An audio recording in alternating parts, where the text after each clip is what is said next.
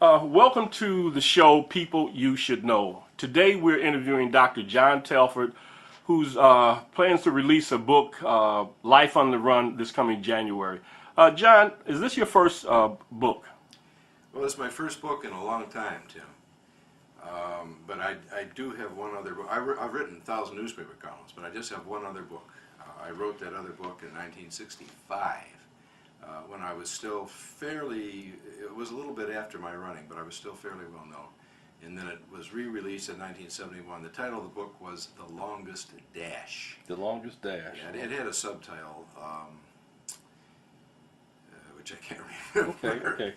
Now, this current book, Life on the Run, can you tell us about the title, what the book is? Is it an autobiography, a novel? Tell us a little bit about that. Well, let me go back to Life on the Run for a minute. Okay. I'm having trouble remembering the subtitle of my own book. It's so long ago, but it was a techniques book on quarter miling.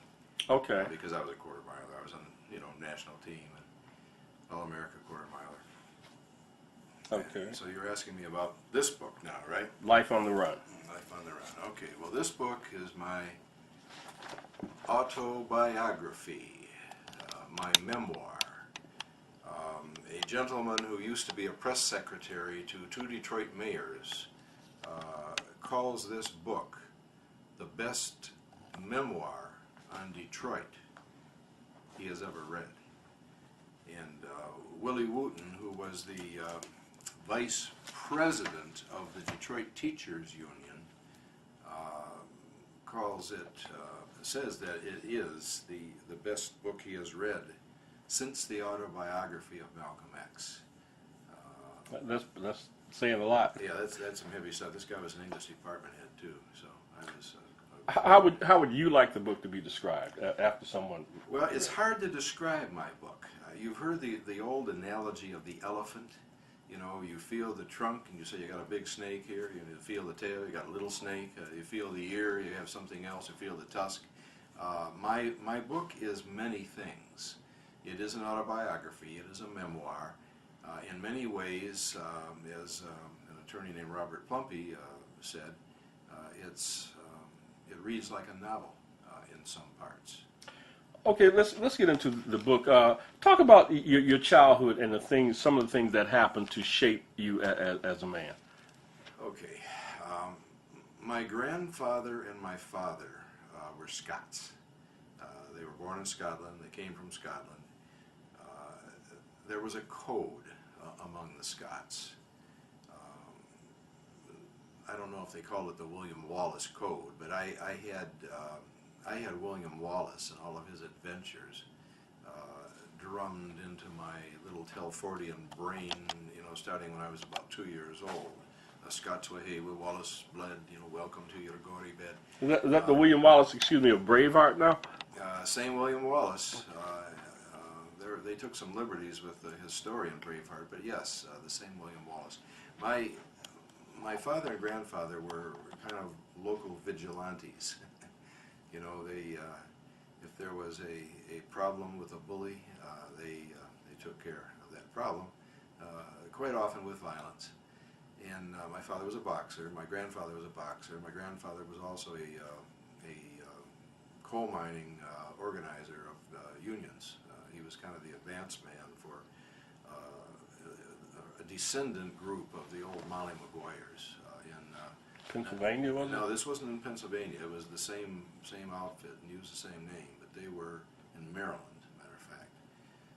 His house was burned down in the middle of the night, and he had to flee with his the goons of the owners burned his house. He had to flee with his family. House on fire in the middle of the night. My father was a boxer. He was a Walter Reuther bodyguard, an alcoholic, stone alcoholic, big gambler. But he had a code, and he adhered to that code, which I also did my very best to adhere to, and that was really what, I guess, what molded me. There was a part of that code that I didn't honor, and that was you shouldn't touch another man's woman. I did that a few more times than I should have, and I lived to regret it a couple times. But beyond that, those men molded what I am, with the help of some athletic coaches too. That's a whole long story. I was expelled from Northwestern High School.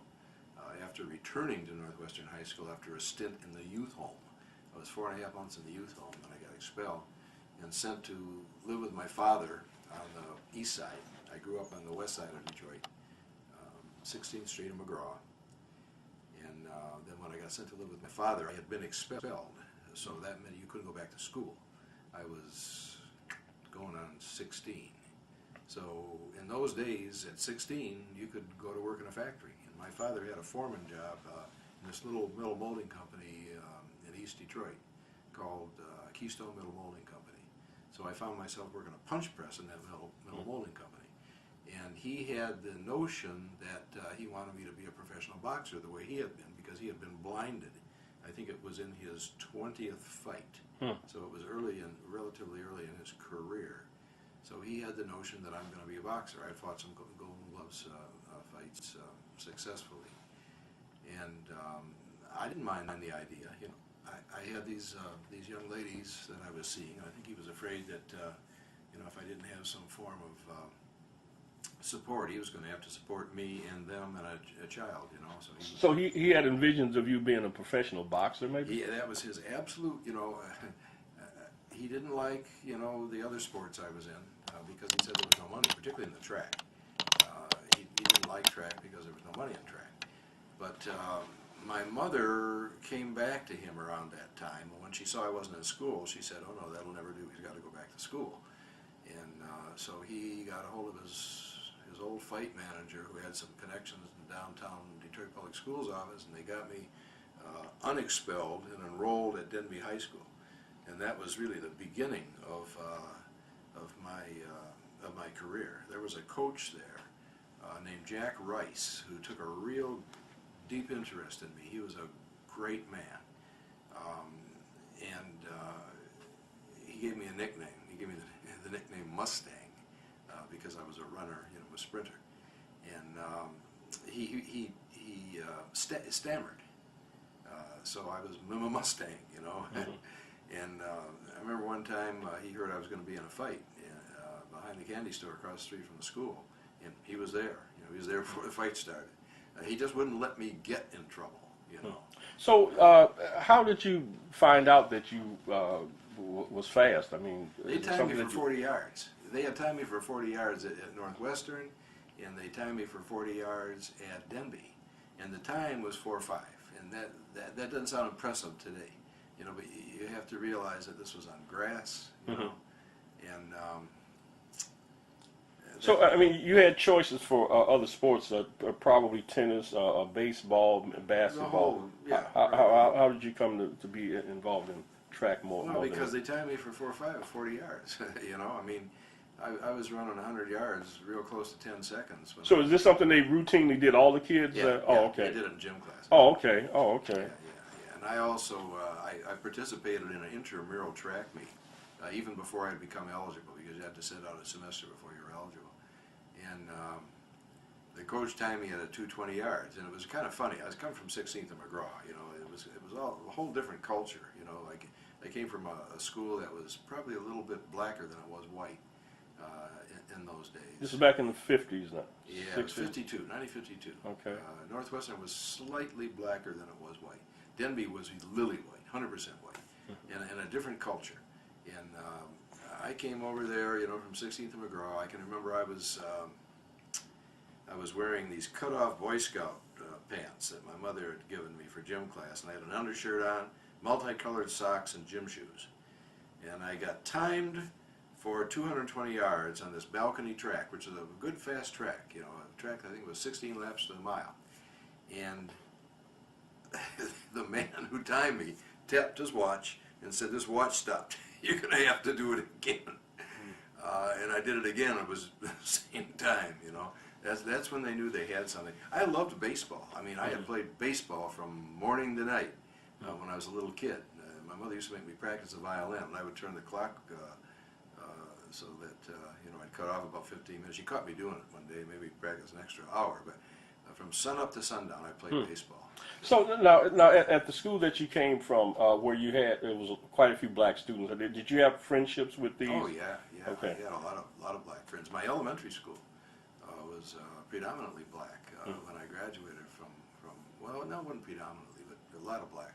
So that made you a little more tolerant, a little more. Oh, absolutely. But I was, I was raised by two Scots who believed, a man's a man for all that. I mean, that's Robbie Burns, the poet. I was born on his birthday, January 25th. Well, I guess when you consider how the English treated the Scots, you could get some understanding. Oh, absolutely, absolutely. Yeah, they hated the English. So you left that environment and went to Denby, which was all white. Okay. Yeah, it was a real culture shock for me. In what way primarily? Just because, for one thing, on 16th Street, if we had a disagreement, we'd settle it with fists. Denby, that wasn't ordinarily the way with the the frat class of kids. I kind of gravitated to the greasers, though, although they didn't call them that in those days. But there were certain things you didn't do. If somebody put you down verbally, you didn't smack them. You'd try to come back with a verbal response in a certain social element at Denby High School. It took me a while to adjust to that, and I didn't realize it, but I was being ridiculed for that undershirt and Boy Scout pants and multicolored socks too. And going back, you had corners, in the balcony of the track, and I would shadow box to warm up, and I was being laughed at without being aware of it. They stopped laughing though when I ran a 24-second 220 on that track. So now clearly track was a very important part of your childhood. Could you name some of the people that you came to know during this time?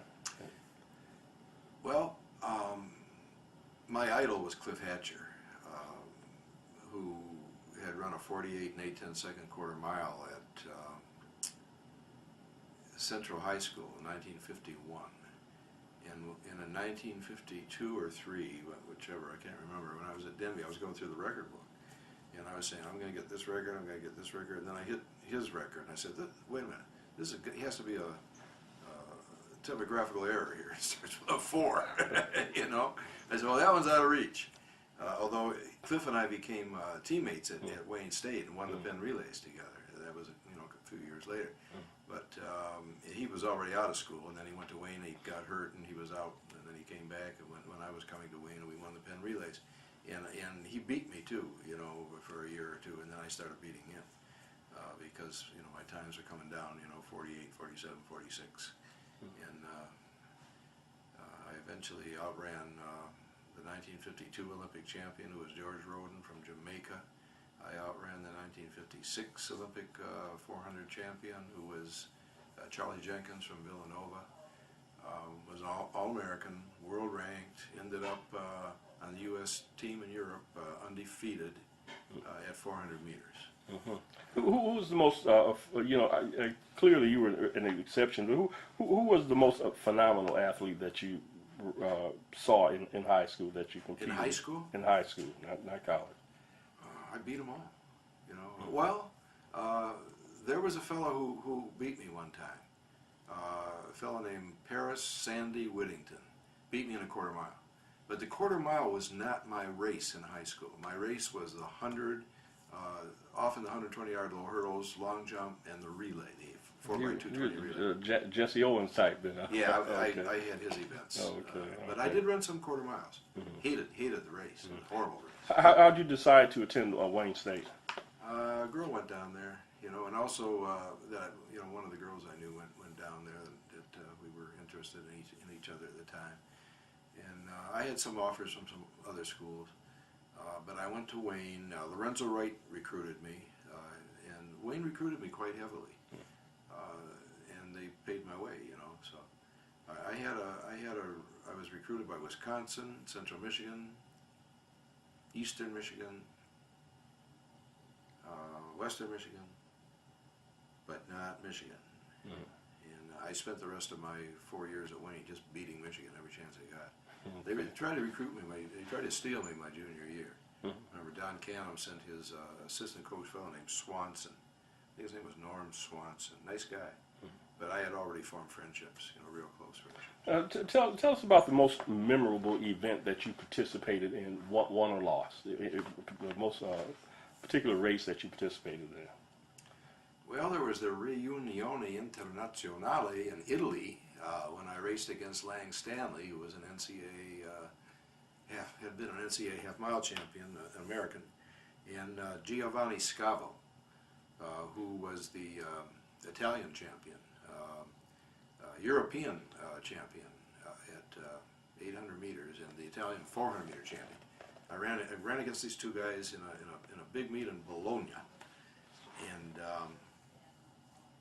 and Scavo and I exchanged pins. I gave him my United States national pin. He gave me his Italian national pin. And then when I flew home a few weeks later, I got a postcard from him, and he wrote in very good English.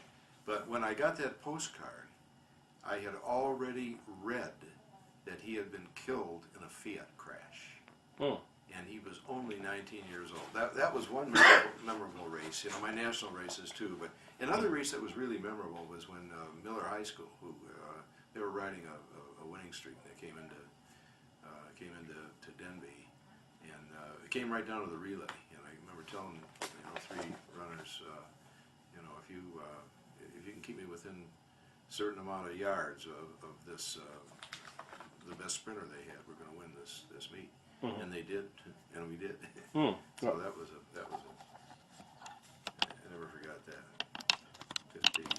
Okay, Dr. Telford, you talk about, early in your book, you talk about 4 incidents that enlightened you working with some of your teammates. You mentioned one incident where at an Ohio restaurant, after you guys had won a major meet, that you guys went into a restaurant to celebrate and they didn't serve you. Because of I would assume the black teammates that you had. You didn't explain how that enlightened you. You mentioned the incident. You didn't explain how it enlightened you, as to use your word. I use some of these incidents because they might have been of greater interest than others. That particular one was when we had won the college class division of the mile relay at the historic, prestigious Penn Relays, Wayne State. In fact, no, I don't have the plaque anymore. I gave it to Cliff, and Cliff has passed. Yeah, I mean, here's the college class champions of America, which was a kind of a hyperbolic, I mean, we weren't really the champions of America, but that's what they called us in that meet, college class. Anyway, we're coming back with this big plaque and these awards, and all full of ourselves and very happy, and we ended up very hungry in a restaurant on the Ohio-Pennsylvania border where they would not serve my teammates because they were black. And we sat and we sat and we sat. And then finally, the coach, took us out back to the car. We drove into the night and went to this little roadside diner that was still open somewhere in Ohio, with a guy picking his nose and then putting his fingers in the glasses, when he served us. And so the college champions of America were eating a hamburger, and the coach had wanted to buy a steak, and he wanted to do something special because we had won that prestigious race. But you knew why you wasn't being served. Oh, absolutely. There's no question. I mean, did that surprise you at all? It angered me, and yeah, I guess it sort of did surprise me too, because I had not seen anything like that growing up in 16th and McGraw, excepting for one lady who ran a candy store. Now, this was before the really civil rights movement, as most people know about. Well, yes, yeah. It was before Martin Luther King. It was before all of that. This was 1956. Oh, okay. When we won. It was my junior year, actually. The other time that I talked about in the book was when I was running on the United States team in Europe in the summer of 1957. And the AAU was running us really hard. They were running us, from town to town and not giving us a lot of rest, and it was very hot. It was 119 degrees in the the shade one day. It was in Italy, and I was getting tired. You know, I was down from my best running weight, so I was losing muscle. You know, and I could hardly lift my suitcase. And I can remember Ira Murchison, the world record holder, 100 meters, lifted it for me. You know, when we were getting on a train, and I said, "Man, I'm ready to go home." And he said, "Not me." He said, "They treat me like a king over here." He said, "When I go home, you know, I'm back at Western Michigan cleaning latrines, you know, for my half scholarship." Now this is the world record holder. Half scholarship. Yeah, half scholarship, and I had, you know, he had set the world record in the Army, and he came back to Western Michigan, and, you know, his half scholarship, and I had encountered a runner from the Soviet Union who had a villa on the Black Sea. You know, I mean, Because of his accomplishments, they had given him this. Exactly, yeah, and a rank of colonel in the Red Army. You know, Ira had a rank of let's go and clean the, you know, the. I mean, there's something bothered me about this. You know, it just didn't seem quite right. And the third incident that I described in the book was I had a relay team. Myself and three excellent runners.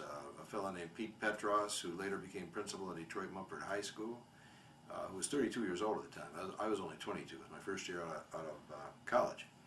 And Jim Bibbs, who had tied Jesse Owens' 60-yard world record some years before, and he later became the track coach at Michigan State University. And the third teammate of mine was Bullet Billy Smith, who held the 65-yard low hurdles world record, which Hayes Jones later sliced a tenth of a second off. Hayes Jones was an Olympic hurdle champion. And so this really was regarded as the best in the country, but not yet. The Detroit Athletic Club wasn't aware of the capacity of this relay because some of their greatest races were still ahead of them. So I was a world-ranked quarter-miler. They offered to pay my expenses to track meets if I would wear their colors. And I said, sure. I said, but I'm a package. You know, I'm a relay team. It's just not me. You know, I'll run some individual races, but I've got a great relay team. We're gonna run together. So I can't wear your colors, you know, unless you take my teammates. Well, they didn't say it, but they might as well have said it. You know, we don't sponsor Negroes. That was the term, you know, in those days. And these were all experiences. I could say others too. The Detroit Athletic Club is like one of the pillar institutions of Detroit, right? Well, at least at one time they're still around, though, right? Yeah, they're still around, and there are blacks in there now. But in those days, there weren't any. And, So you left Wayne State and started teaching. Your first teaching assignment was Detroit Southeastern High School. Okay. Yeah.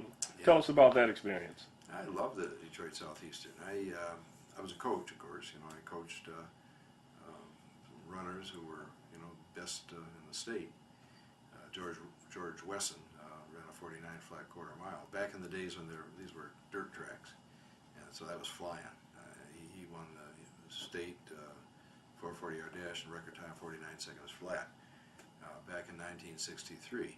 But I also, at that time, started devising instructional processes and lessons that I felt were more in tune to my students' needs. And as a matter of fact, in my book, A Life on the Run, Seeking and Safeguarding Social Justice, which is endorsed by Dennis Archer, who was a mayor of Detroit, a very fine mayor of Detroit, with one word on the front cover of the book. The word is spellbinding. And it's not just because of my running in my early years, but I think it has to do with some other things too. But allow me to read just one paragraph here. Today, African American students' unique learning needs still aren't being fulfilled. The main staple of urban children's education, should be a K through 12 language arts program specifically tailored to the culturally and regionally induced peculiarities of their speech patterns. And you will see me persistently illustrating this point, often again in this book. This is the teacher part of me coming out now, but this is in the chapter when I was teaching at Southeastern in the early 60s. To continue that short paragraph. Unless extensive, dialectically specific, and prescriptive language instruction, including in-depth grounding in grammatical structure and terminology, is established and taught in Detroit and other such enclaves where there are many children of African ancestry and Southern slave heritage, those children will suffer a lifetime lingual disadvantage. And they still are. So you're saying the problem clearly exists today? Oh, no question about it. In fact, I think it has become worse. Because that was in the early 60s. And I wrote a treatise that was used in several high schools in the mid-60s that prescribed for that very thing. I called the treatise, using Ebonic language. Of course, there was no such word as Ebonics, then. But I called the treatise, Why You Didn't Tell Me That? A foreign language approach to teaching English. And, the kids being very, very good at Ebonics. Well, I mean, this is the language that they learn at home. I mean, Well, of course, they yeah, should be. you have to be careful to mess with kids' speech patterns, because, well, I talk about that too. You've got to be very, particularly if you're white, you have to be very careful of that. But the fact is, the language of the marketplace is the language that has to be mastered, whatever your color. And there was a concerted movement that came right around that time that suggested that we shouldn't be teaching black kids to talk like the man talks on television and to write like Ernest Hemingway. We should just let them, express themselves the way they've been doing. But in the white marketplace of the United States, that was suicidal for those kids. And there were a lot of black leaders that were opposing what I was trying to do. There was a fellow named Ken Cockrell, though, who supported what I was trying to do. Ken Cockrell Sr. He later became a city councilman, and if he hadn't had a heart attack, he'd probably been one of the greatest politicians ever come out of the state of Michigan, because I think he could have been governor. He had a golden tongue. And later, this is a few years later than when I wrote that treatise, I brought him into King High School and talked to the kids. And he was speaking my language. And some of the staff there who had been disagreeing with what I was trying to do were starting to listen to him. Okay. So your experiences at Southeastern High School, it was interracial. It was integrated school. I take it right. Yes. Did you see any differences in the way they treated the black and white students? Or Sure did. How so? It disappointed me because Southeastern had a good principal. Her name was Marjorie Reedhead. But there was almost, I don't know if it was conscious, subconscious, unconscious, and it wasn't just happening at Southeastern. It was happening at Northeastern and a couple of other schools that still had a smattering of white kids. The white kids at Southeastern were predominantly from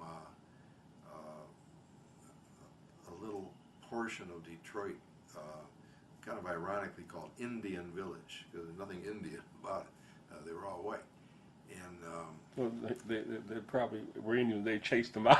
yeah, a long time ago. Long time, many, many years earlier than that. Yeah, that's for sure. And those kids tended to be placed in classes that were designated X, which was code for honors. But all those kids were really honors kids. And they might have had a couple of African American kids in those classes.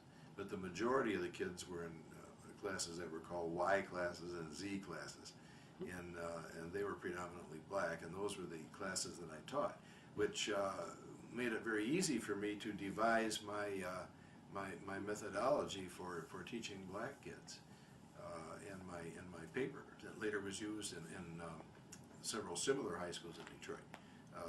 The paper that I talked about, Why You Didn't Tell Me That, foreign language approach to teaching English. I think they still need to do that. So you saw them separating the kids. Now you taught these so-called Y kids, the average kids. Mm-hmm. Did you see any black kids that would qualify for these Absolutely. other classes? Yeah. Okay. And I was always recommending some, and I had some of my kids was able to get them into those classes, and some of them were already there.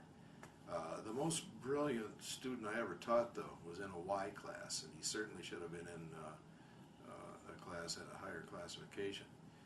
He was the most brilliant student I ever taught, junior high school, college, graduate school. A fellow named John Powell, who was Now he wasn't in the exceptional no, class. he wasn't, and he wrote the introduction to this book. Interesting. He later became the national legal director of the ACLU. He founded the National Institute on Race and Poverty at the University of Minnesota Law School, and he is now the executive director of the Kirwan Institute for Race and Ethnicity at the Ohio State University, and he consults all over the world. Brilliant man. I was honored to have him write my introduction. So, what do you think the problems clearly we have in reading, we have in math problems? We just got results the past week that said Detroit students were at the bottom as far at least for 4th and 8th graders in math. What do you think the solution is? Change the leadership at the top. The leadership in the Detroit Public Schools has been inept at best for the past several years. I'm talking about boards, I'm talking about top administrators, corrupt at worst. And they hated to see me coming because I was saying all these things. When I retired in 1991 from the deputy superintendency in Rochester, I came back to Detroit. And you talk about that in the book as well. Yes, I talk about all these things. They hated to see me coming. I was writing newspaper columns in an African-American-owned newspaper, the oldest in the state, the Michigan Chronicle. And I still write for the Michigan Chronicle every 2 weeks. And I was just regularly tearing them up. They wished I was dead, actually. And I had a radio show for a while, the John Telford Show, also on a black station, News Talk 1200. I was tearing them up in that radio show.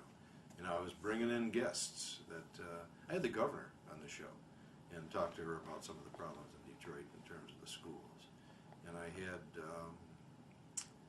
City Council President Ken Cockrell, who was the son of the Ken Cockrell I spoke about previously. And I also had a lot of my friends on there and some of my old kids that I had coached, and athletes. I had Hilmer Kenty, former world champion boxer for the Kronk Center in Detroit, and various councilmen and politicians. Senator Hanson Clark, I had him on. Clyde Cleveland, not too long before he died, and other councilmen. Dr. Telford, clearly you've been an advocate for black issues. At what cost to you, may I ask? Well, they tried to fire me in Rochester when I was deputy superintendent there for hiring black principals aggressively, black directors. Shot up my house middle of the night in the winter of 1989. But there was a group of black parents that organized to save my job, and you wouldn't think there've been very many, but because we had about 12,000, 13,000 kids out of there, we only had about 200, 250 black kids. But every one of those parents, all 500 of them, organized, and they saved my job. I ended up with a 3-year contract in my pocket rather than getting fired, and John Powell, this ACLU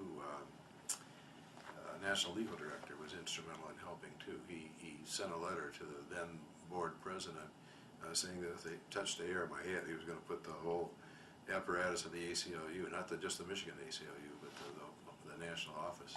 They certainly didn't need that PR. Oh no, they did not need it.